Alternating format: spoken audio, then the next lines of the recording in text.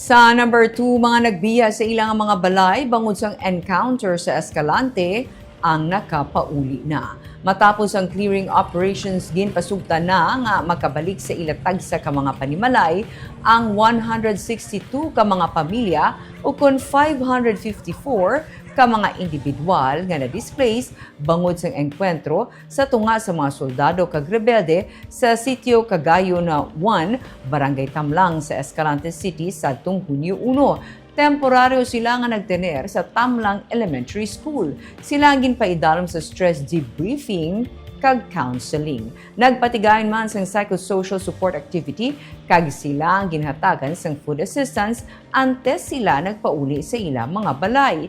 Isa kakatapos ng 79th Infantry Battalion ang napatay sang ila maengkwentro ang 5 ka mga katapos ng New People's Army Northern Negros Front.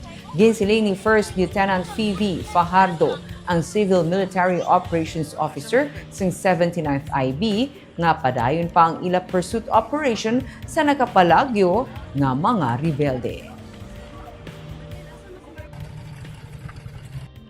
Kanina nakapag-conduct tayo ng clearing and retrieval operation sa area, and so the result, yung mga na-recover natin are personal belongings, and may mga ilan na bala po na nakita sa area.